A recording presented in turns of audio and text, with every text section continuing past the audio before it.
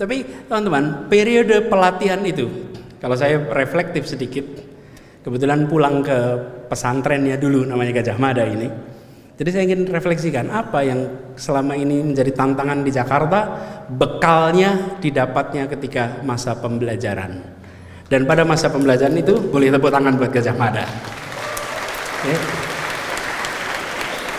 Pada masa pembelajaran itu kita tidak tahu bahwa kita ini sedang dilatih. Dilatih untuk ditemukan dengan masalah, dilatih untuk berpikirnya sistematis, dilatih untuk berpikirnya terstruktur, dilatih untuk orientasi pada solusi. Proses pelatihan itu berjalan tanpa disadari. Sadarnya ketika ketemu masalah.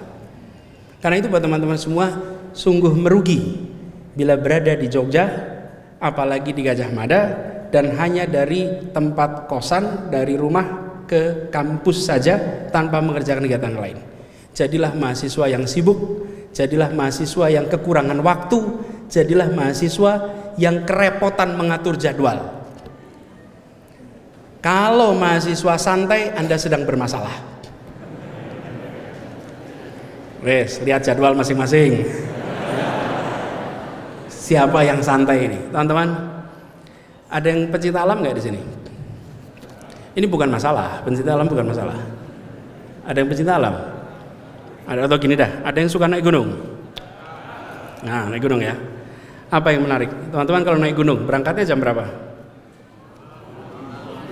Malam. Habis isya berangkat, bukan? Supaya apa? Sampainya pas menjelang subuh, betul ya? Lalu lihat matahari terbit. Dulu kita sering ke Kaliurang, Bebeng, tempatnya waktu itu masih ke rumahnya Mbah Marijan. Ya, rumah Mbah Marijan itu posnya, habis itu kita naik ke atas sampai ke Merapi. Selalu naiknya malam, jam 8, jam 9 naik ke atas. Sampai ke puncak, lihat matahari terbit, lalu turun. Refleksi saja, apa sih yang terjadi kalau mendaki gunung itu? Ketika kita mendaki gunung dalam kegelapan, kita belum tentu tahu rute. Tapi yang pasti, kalau jalannya itu datar, maka kita tidak sedang kemana-mana. Okay? Kalau jalannya itu menurun, kita lebih tidak kemana-mana. Jalan datar itu nyaman, jalan menurun itu lebih nyaman.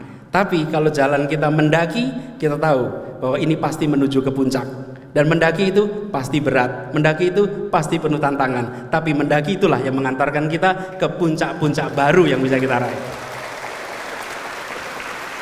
Nah, jadi kalau lagi kuliah dan jalannya datar, okay, dan kalau lagi kuliah jalannya menurun, apa artinya?